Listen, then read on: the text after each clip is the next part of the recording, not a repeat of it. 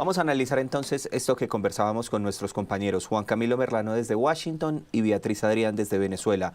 Por un lado, desde Washington, desde Estados Unidos, la declaratoria de guerra contra los carteles. Y por otro lado, la respuesta también que está dando entonces Venezuela diciendo, abro comillas, que citarán a una movilización nacional en caso de que su territorio sea agredido. Saludo a esta hora, mucha atención, a Manuel Camilo González, profesor de Relaciones Internacionales de la Universidad Javeriana. Profesor, buenas tardes. Buenas tardes, Pablo. Muchas gracias por la invitación. Primera pregunta, arrancando por Estados Unidos. ¿Hasta dónde puede llegar Donald Trump cuando él dice vamos contra los carteles del narcotráfico, estamos en guerra contra los carteles del narcotráfico? ¿Cómo entender esa declaración del presidente Donald Trump? Bueno, es difícil establecerlo, pero podrían haber dos hipótesis. La primera hipótesis es que ciertamente esto es una justificación legal de lo que ya se había realizado, es decir, que se continuaría un poco con la interceptación de las embarcaciones que salen de Venezuela y que son obviamente catalogadas como embarcaciones que tienen combatientes ilegales, toda vez de que estos combatientes ilegales, que son supuestamente traficantes, atentan contra los ciudadanos y el territorio de los Estados Unidos a través del tráfico de drogas. Pero existe una hipótesis que podría ser más audaz, y es que ciertamente, como lo hemos visto en el caso de los bombardeos que hizo los Estados Unidos sobre Irán, ciertamente los Estados Unidos puede, a través de esta justificación legal, entrar y al final de cuentas interferir con la soberanía estatal de cualquier país donde se encuentren estos, digamos, organizaciones que son consideradas terroristas, que por lo tanto, pues obviamente son una amenaza para los Estados Unidos. Entonces, en ese sentido, la hipótesis audaz, que incluso los Estados Unidos podría estar interfiriendo tanto en México para atacar a los carteles mexicanos o el cartel de los soles, que incluso sería directamente atacar al gobierno de Nicolás Maduro. Incluso, como lo planteaba hace unos segundos Juan Camilo Merlano, Colombia, porque es que en Colombia también tenemos carteles de narcotráfico, el Clan del Golfo, las disidencias de las FARC. Entonces sí queda uno, digamos, con esa duda de hasta dónde puede llegar él, porque mire que no estamos alejados de esa realidad. Así es, Pablo. Ciertamente, en cualquier lugar donde exista una organización catalogada como terrorista, los Estados Unidos, obviamente a través de esta medida legal que el presidente Trump ha dictaminado, pues ciertamente tendría todas las facultades y obviamente los recursos para entrar, interferir en la soberanía de estos estados en donde se albergan estas organizaciones terroristas, y ciertamente su objetivo sería eliminarlas. ¿Cuál es el gran problema? Que esto ciertamente gran principio de las relaciones internacionales soberanía estatal, pero incluso pensaría yo que hay un uso sistemático del derecho internacional para provocar este tipo de acciones unilaterales frente a un problema global que es obviamente el tráfico de drogas.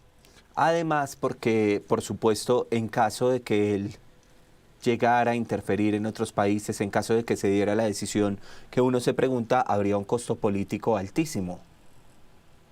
Sí, ciertamente Donald Trump en campaña presidencial de 2024, pues ciertamente prometió sacar a los Estados Unidos de cualquier conflicto internacional. Ahora estamos viendo la palabra conflicto y particularmente conflicto armado nacional, pues está siendo utilizado de manera sistemática, abusiva, ciertamente para atacar y generar una serie de señales.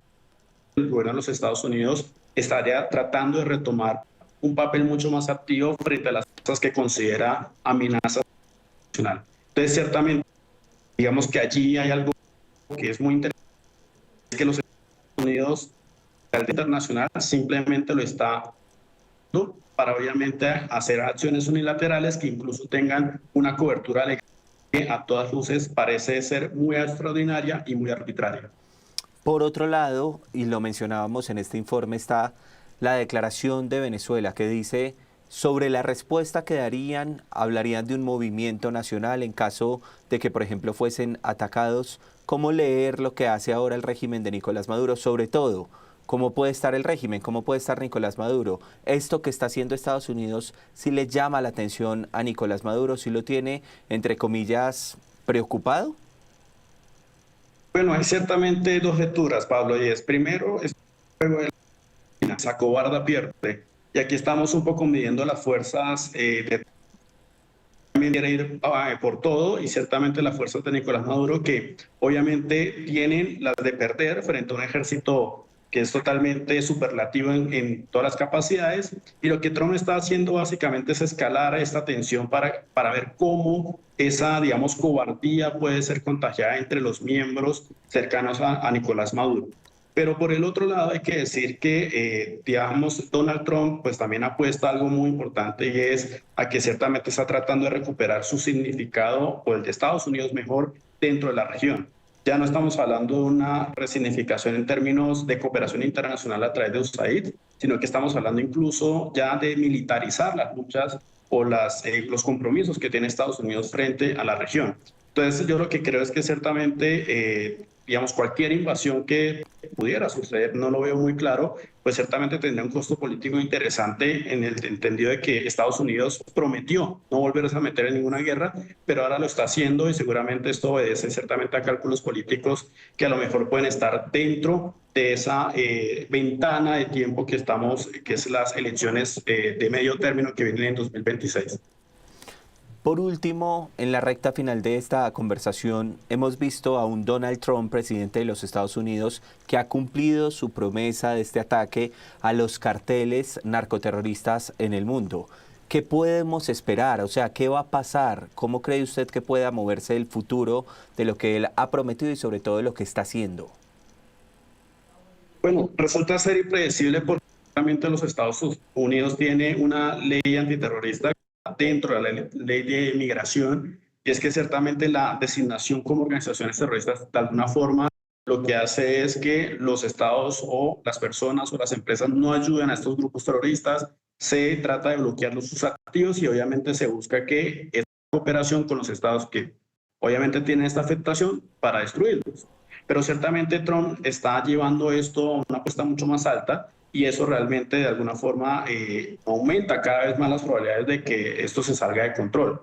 Entonces, de nuevo, es muy impredecible decir hasta qué punto Trump, pues de alguna forma, ordene invadir algún país, por obviamente las razones que ya he mencionado, y que esto significa, al final de cuentas, una suerte de muestra de que efectivamente los Estados Unidos está cumpliendo su, digamos, su promesa de atacar a los cárteles, pero también esto entraría un poco en colisión de esa propuesta de no meterse en una guerra. Al final de cuentas, un conflicto armado de alguna forma implica que tienes que entrar a un territorio, dominar ese territorio y pues obviamente tratar de mantener el orden público en una población que pues obviamente va a sufrir las consecuencias de ese ataque armado.